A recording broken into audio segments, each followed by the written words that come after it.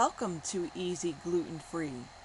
Today I'll be showing favehealthyrecipes.com how to make these really simple chicken Florentine Roll Ups. Now these are tortillas that are rolled around a creamy chicken, spinach, and rice filling, then topped with a creamy sauce and cheese, then baked until you've got a dish of comfort food that's hard to beat. Now I use the new gluten-free spinach tortillas from Rudy's Bakery.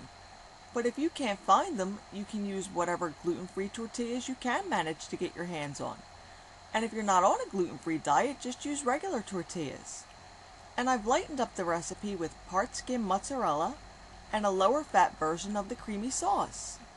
Alright, to make these you're going to need 3 cups of reduced fat milk, 3 teaspoons of gluten-free bouillon granules, a cornstarch slurry, which is 2 tablespoons of cornstarch, mixed with 2 tablespoons of water until smooth, 2 cups of cooked diced chicken breast, 10 ounces of frozen spinach that you've defrosted and drained, 1 cup of cooked rice, 8 ounces of grated part skim mozzarella. Now half will go into the filling and half will go on top of the roll-ups. 6 tablespoons of grated pecorino romano cheese, 2 tablespoons goes into the filling, 2 tablespoons into the sauce, and 2 tablespoons on top of the dish. 8 gluten-free tortillas. Again, I have the spinach variety from Rudy's, but you could use whatever you can find. And if you're not on a gluten-free diet, just use regular tortillas. And some salt and pepper to taste. Alright, now to make the dish. First, preheat the oven to 350 degrees and grease a 9x12-inch casserole dish. To make the creamy chicken sauce, add the milk and bouillon to a medium saucepan over a medium heat and stir until the bouillon dissolves and the milk just starts to come to a boil. Then add the cornstarch slurry. Now make sure you stir the slurry right before adding it, since the cornstarch has a tendency to sink to the bottom. Stir the sauce continuously for 1 to 2 minutes or until the mixture thickens, then turn off the heat and stir in 2 tablespoons of pecorino romano cheese, and optionally you can add a sprinkle of cayenne pepper if you want an extra kick in the sauce. Then set it aside.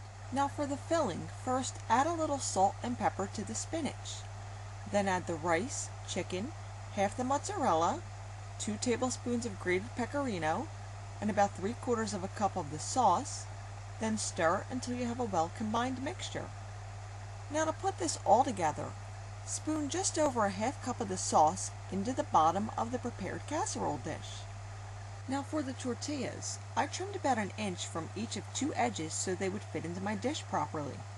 If you have a larger dish, you might not need to do this. Now to ensure that you're using a good amount of filling, if you divide the filling into 4 even sections, then for each quarter of the filling, you equally fill 2 tortillas, you'll be sure that you've used all the filling and evenly stuffed all the tortillas. When you have the first 2 done, roll the tortillas and place them seam side down into the baking dish. Continue filling them by 2s until all the tortillas are filled.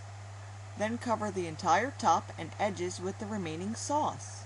You can use your spoon to work some of the sauce between the roll-ups to prevent them from sticking together.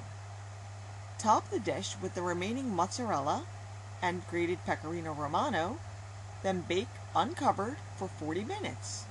When it came out of the oven, I added some cracked black pepper and a few scallions just for a fresher look. Parsley would have been a better garnish, but I was out of it. But I did have some basil and red pepper flakes to dress up my dish just before the photos. But this one is outstanding comfort food right out of the oven and totally unadorned. Maybe I shouldn't say right out of the oven, because it does need to rest for about 15 minutes before serving so it doesn't fall apart. I really think you're going to love this one, so I hope you'll give it a try. And if you'd like to see the recipe in print, you could always visit my blog. And for additional recipes and tips to fit in with your healthy lifestyle, visit my friends at favehealthyrecipes.com. See you again soon.